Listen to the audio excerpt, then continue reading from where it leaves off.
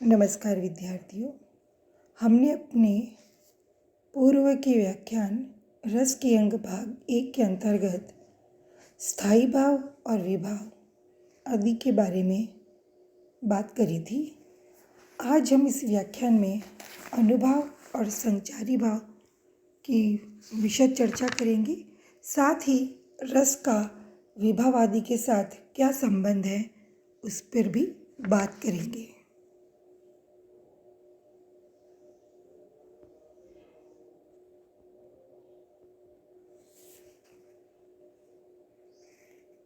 और इत्यादि स्थायी भाव को प्रकाशित करने वाली आश्रय की बाह्य चेष्टाएं अनुभाव कहलाती है।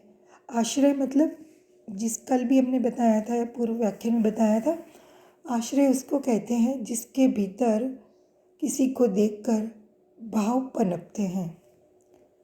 उदाहरण के लिए विरह व्याकुल नायक द्वारा सिसकियां भरना। मान लो कोई नायक किसी नायिका को देखकर उसके भीतर रति आदि भाव जागृत होते हैं, तो वो कैसे पता चलेगा हमें कि उसके भीतर ये भाव जागृत हुए हैं?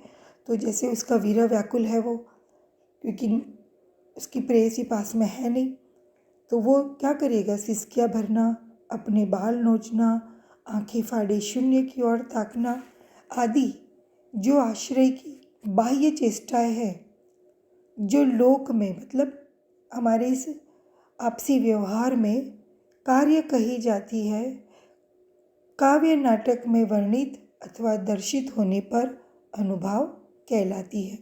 विभाव और अनुभाव में जो अंतर है, विभाव भावों को उत्पन्न करने वाले कारण है और अनुभाव कार्य। रति जागृत होने पर दुष्यंत का सानुराग अवलोकन, अंग संचालन, अपनी भौं भ्रू विक्षेप इत्यादि। क्रोध जागृत होने पर परशुराम का कठोर शब्दोच्चारण, परशु उठाना, आंखें लाल हो जाना इत्यादि, ये सभी आश्रय की या आश्रयगत बाह्य चेष्टाएं अनुभाव कहलाती है। अनुभव का शाब्दिक अर्थ है भाव मनु अनुभाव, अर्थात जो रत्यादि स्थायी भाव के बाद उत्पन्न होते हैं, अथवा अनुभाव भावयंती इति अनुभाव, अर्थात जो उत्पन्न रत्यादि स्थायी भावों का अनुभव करते हैं। तो भाव कौन, जो उत्पन्न भाव है उसका अनुभव कौन करता है? आश्रय।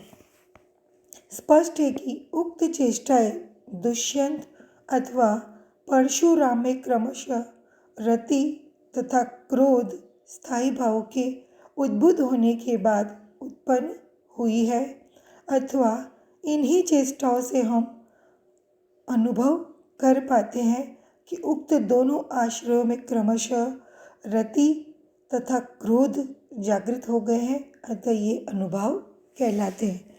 हमें कैसे मालूम चलेगा कि आश्रय के भीतर ये भाव उत्पन्न हुए? उसकी इस प्रकार की बाह्य चेष्टाएं से सामने वाले व्यक्ति को, दर्शक को, पाठक को या श्रोता को पता चलती है।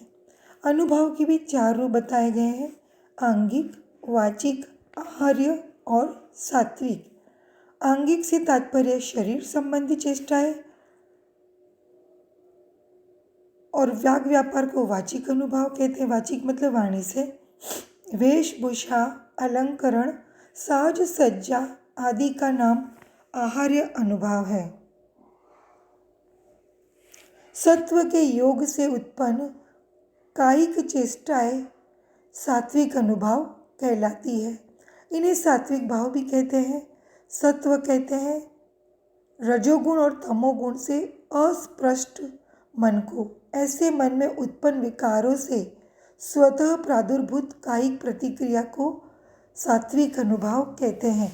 यानी वे शरीर की प्रतिक्रिया जो स्वयं उत्पन्न होती है, उसे उत्पन्न करने पर ना हमें जोर लगाना पड़ता है, ना हमारे द्वारा उसे दबाया जाता है जैसे या छुपाया जाता है। जैसे ये 8 मानी गई है सात्विक: स्तंभ, स्वेद, रोमांच, स्वरभंग, वैपथु, वैवर्ण्य, अश्रु और प्रलय। इनको हम रोकना भी चाहें तो ये रोक नहीं सकते, और ज़बरदस्ती इन अनुभवों को हम उत्पन्न करना चाहें तो उत्पन्न भी नहीं हो सकता।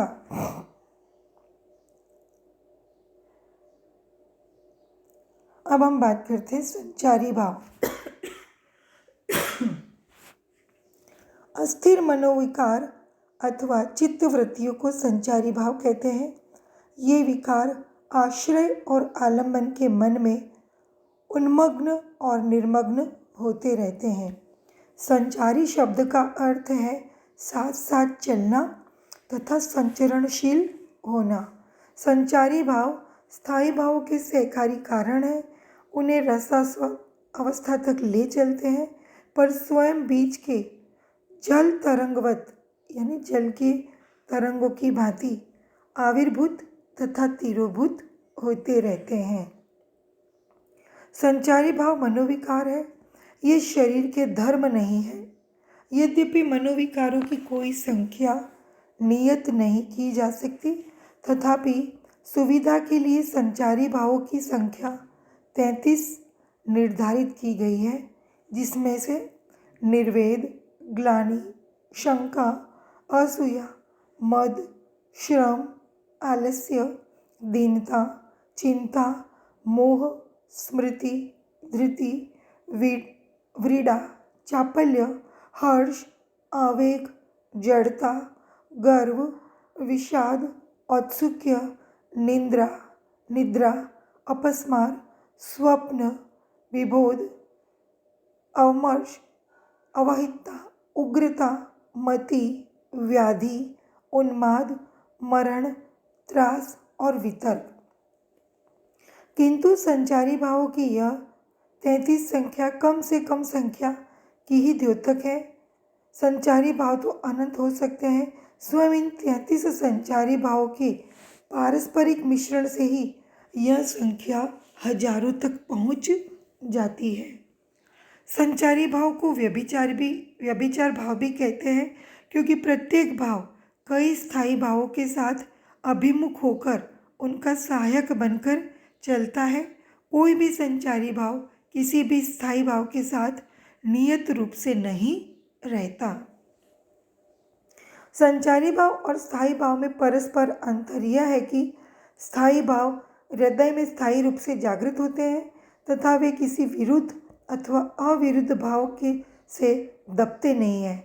रस निष्पत्ति पर्यंत स्थिर बने रहते हैं, किंतु संचारी भाव अंत तक स्थिर नहीं रहते, उद्बुद्ध होते हैं और मिटते रहते हैं।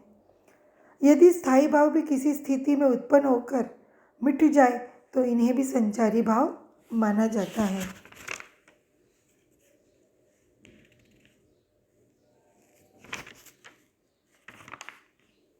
जब स्थायी भाव अशक्त विभावों से उत्पन्न हो तब वे संचारी भाव कहलाते हैं। जैसे कामायनी के संघर्ष सर्ग में मनु और प्रजा के बीच होने वाले युद्ध की विभावादी सामग्री उत्पन्न को प्रकट करने में अशक्त है, क्योंकि मनु अथवा प्रजा का एक दूसरे को विनष्ट करने का लक्ष्य धर्म रक्षा, राष्ट्र रक्षा आदि जैसा महान नहीं है, प्रत्युत प्रतिहिंसा है। मनु तेजस्वी तथा वीर न होकर दुर्बल रूप से वर्णित किए गए हैं तथा विवेक भी खो बैठे हैं, अतः संपूर्ण सामग्री उत्साह को अभिव्यक्त करने में असमर्थ है। यह मनु और प्रजा का उत्साह संचारी भाव कहलाएगा, स्थायी भाव नहीं। जब स्थायी भाव अपने अनियत रसों में प्रयुक्त होने पर उस रस की सहायता करते हैं, तब भी वे संचारी भाव कहलाते हैं। वस्तुतः अन्य रसों के सहायक बन जाने के कारण स्थायी भाव में वह आस्वाद योग्यता नहीं रह पाती जो अपने आधारभूत रस में रहती है। उदाहरणार्थ, श्रृंगार रस का सहकारी बन जाने पर हास्य स्थायी भाव न कहा जाकर संचारी भाव कहलाएगा। इसी प्रकार महाकाव्यों तथा नाटकों में एक प्रधान रस अंगिरस के सहकारी जितने अन्य तथाकथित रस, अंगभूत रस वर्णित रहते हैं, उन सबके स्थायी भाव संचारी भाव कहे जाते हैं। रस का विभावादि के साथ संबंध। लौकिक कारण, कार्य और सहकारी कारणों को काव्य नाटक के अंतर्गत क्रमशः विभाव, अनुभाव और संचारी भाव के नाम से पुकारा जाता है। यानी जो लौकिक कारण है वो काव्य और नाटक में वर्णित होने पर विभाव, लौकिक जो कार्य है वो काव्य नाटक में वर्णित होने पर अनुभाव, और जो सहकारी कारण है वो काव्य नाटक में वर्णित होने पर संचारी भाव के नाम से पुकारे जाते हैं। क्योंकि अब ये व्यक्तिगत संबंध छोड़कर साधारण अर्थात सार्वकालिक एवं सार्वदेशिक रूप धारण कर लेते हैं। रस की प्रतीति तभी तक रहती है जब तक विभावादि तीनों की प्रतीति बनी रहती है। रसास्वाद के समय विभाव, अनुभाव, व्यभिचारी भाव ये तीनों अखंड एवं संश्लिष्ट रूप में विद्यमान रहते हैं, तभी रस को भी अखंड माना गया है। रसास्वाद में प्रपानकरण न्याय से इन तीनों की संश्लिष्ट अतः विचित्र एवं अवर्णनीय प्रतीति हो रही है। इसके अतिरिक्त रस प्रतीति में विभावादि समान रूप से सहायक होते हैं। यही कारण है कि किसी रचना में विभावादि में से केवल किसी का वर्णन होने पर भी शेष दो भावों के आक्षेप द्वारा स्वतः प्रतीति होने पर ही रस चर्वणा संभव है, अन्यथा नहीं।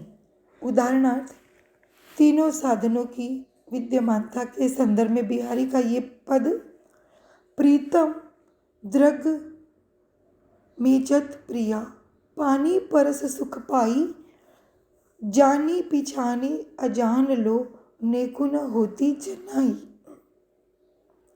इस पद्य में प्रीतम और प्रिया आलंबन विभाव, क्रमशः आलंबन और आश्रय, आलंबन जिसको देखकर भाव जागृत होते, आश्रय जिसके भीतर भाव जागृत हुए।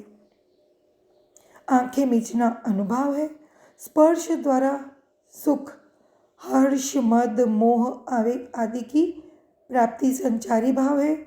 सहृदय के चित्त में वासना रूप में स्थित रति नामक स्थायी भाव इन तीनों का संयोग पाकर श्रृंगार रूप में अभिव्यक्त होता है।